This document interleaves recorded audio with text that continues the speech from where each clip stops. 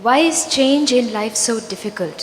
When I was younger, I was excited by change. I looked forward to it. I was happy when it happened. As I'm growing older, I try to avoid it as much as possible. I'm not able to cope when it happens. It all depends who is initiating the change. Maybe, but is there something like an appropriate response to change? One reason why change is becoming difficult as you get older is you have found cocoons of comfort. There are many comfort zones you created. Any disturbance of that, you're disturbed now. When you were young, you were not looking for comfort, you were looking for life. Now you're not looking for life, you're looking for comfort, safety.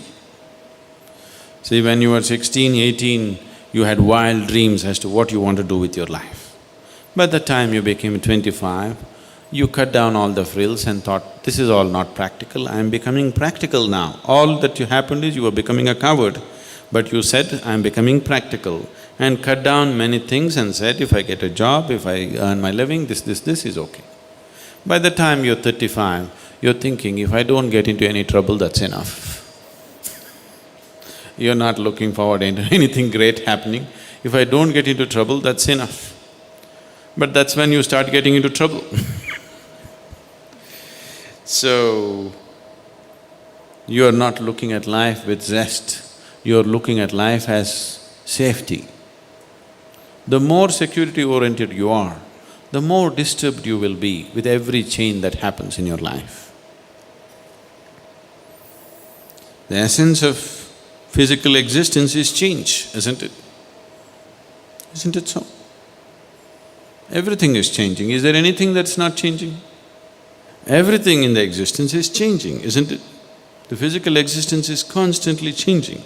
The very essence of physical reality is change. Nothing is constant. Even the so-called static states are dynamic in nature, everything is changing. So if you resist change, you are resisting life. If you want an unchanging life, there's one beautiful place where nothing changes, that's your grave. Either you must go to your grave or you must get enlightened if you don't want change. Then somewhere inside everything is same. But otherwise, as long as you're a part of the physical process of the existence, everything is changed, there is nothing that is not changing. See, this moment you're inhaling, next moment you're exhaling, it's change, isn't it? If you don't want change, you stop it. So when you resist change, you must understand you're resisting the very process of life, not just your life, you're resisting the very fundamental process of life. Invariably, you will invite all kinds of suffering. If you're living and you want to be dead, you will ask for trouble, isn't it? You must be living. When you're living, you must live totally. If you want to die, you must do that efficiently. These are inefficient ways of killing yourself, really. Unhappiness and depression are inefficient ways of killing yourself, isn't it so? At least be efficient. I can give you 10 different ways to die. Anyway, Hussain Sagar is there. Is it still water in it? Okay. So, you need to understand this. Once you resist change, you're resisting the whole process of life and you will create unnecessary suffering. So once you resist change, depression is a natural process. Frustration, when change happens, frustration, depression. Frustration and depression are… on a certain day, the devil decided to retire. Because he is retiring, he decided to put all the tools of his trade for a garage sale.